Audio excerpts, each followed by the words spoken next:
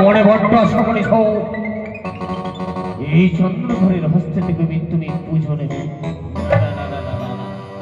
এই চন্দ্রধর এ পৃথিবীর বুকে যতদিন বেঁচে রয়েছে তার সঙ্গে পুষ্পা চলে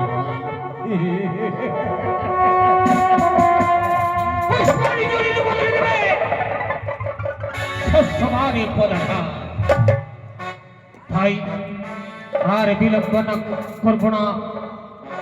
ওই ছেলেখানি বড্ড বাদ আমার সঙ্গে সাজিয়েছে, এক এক করে 6 পুত্রকে বিবাহ দিয়ে এগুলো ছেড়ে আমার 6 পুত্রকে পরলোকে করেছে গমন।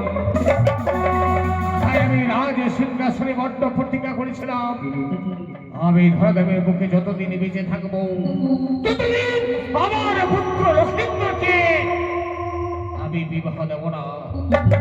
যদি সত্য বানিয়ে আনছি লাগে তথাপি আমার লক্ষ্মীন্দরের চরণে সইয়ে দেব।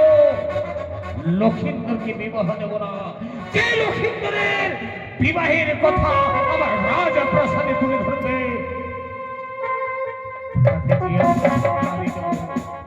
যত সমাধি, কিন্তু পারলাম না। অনর্থক্রমে সেই নিয়মকে ভঙ্গন করে ওই ছেলেখানি আমার লক্ষ্মীন্দরকে মায়া জালে ফাঁসিয়ে দিয়ে আমার দুধের শিশুকে বিবাহের কথা এই হৃদয়ের মধ্যে জাগ্রত করে দিয়েছে।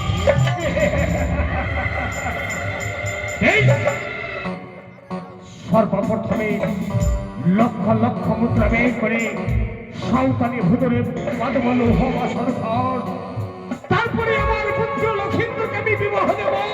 দেখবো ওই ছেলেখানি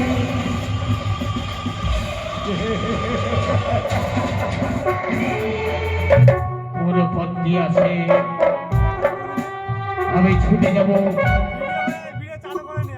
আমি ছুটে যাব আমার পুত্রের উপযুক্ত কন্যা খোঁজার জন্য আমি ছুটে চলেছি।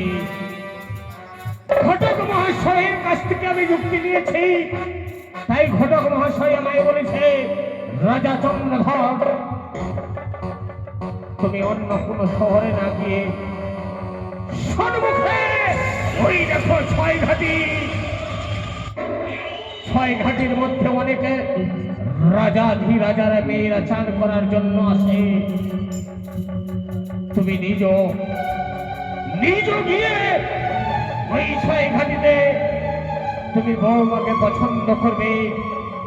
যে বৌমা তোমার পরীক্ষায় উত্তীর্ণ হবে সেই বৌমা হবে, সেই কন্যা হবে তোমার রাজ হয়ে রাজা বধূমাতা।